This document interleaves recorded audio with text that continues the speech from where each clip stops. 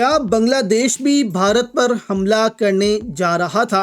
CNN ने दोस्तों एक बड़ी रिपोर्ट जो है वो जारी की है और बड़े बयानात दिए हैं। यहाँ पर बताते चलें कि बांग्लादेश ने ये जंग शुरू होने से पहले कहा था कि अगर भारत ने पाकिस्तान के खिलाफ जारहियत की तो बांग्लादेश जो है वो भी भारत पर अटैक कर सकता है और भारत की जो 7 रियासतें हैं, यानी कि बांग्लादेश के साथ जो भारत की 7 रियासतें लगती हैं, उनको काट सकता है। यानी कि छोटा सा रास्ता वहां से गुजरता है जो भारत और इन 7 रियासतों को मुंसलिक करता है। अगर ये रास्ता ही बीच से काट दिया जाए तो भारत की 7 रियासतें अलग हो सकती हैं, भारत टूट सकता है। तो यहाँ पर बांग्लादेश ने कहा था कि हम ऐसा कर सकते हैं। अब CNN पे तजिया निगार जो हैं वो बात कर रहे थे पाकिस्तान और भारत के हवाले से। पहले तो इन्होंने एक्सेप्ट किया कि हाँ, पाकिस्तान ने बहुत से एयरफील्ड पर जो है भारत के हमला किया है और इसमें भारत का एक S-400 भी तबाह हुआ है जो कि 1.5 अरब डॉलर्स का है। उन्होंने कहा कि पाकिस्तान ने बहुत ज़्यादा मजबूत और मजबूत हमला किया है जो कि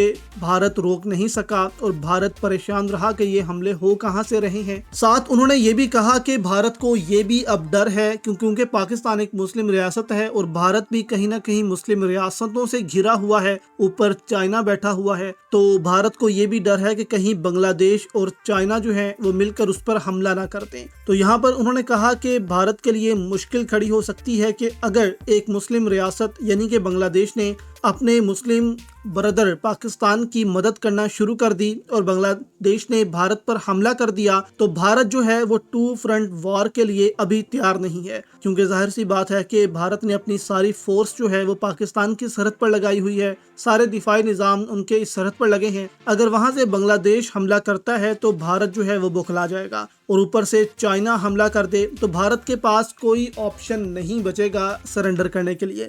इसी वजह से जो है वो शक किया जा रहा है कि भारत ये भांप चुका था कि बांग्लादेश और चाइना भी इस जंग में कूद सकते हैं अगर भारत ने सीज फायर ना किया। इस वजह से फौरी तौर पर भारत जो है वो अमेरिका के पास गया और सीज फायर का जो है वो मुतालबा किया, क्योंकि पाकिस्तान ने एक जबरदस्त हमला भारत पर किया था जिसके बाद भारत जो है वो मजबूर हुआ कि पाकिस्तान के साथ फौरी तौर पर सीज फायर किया जाए।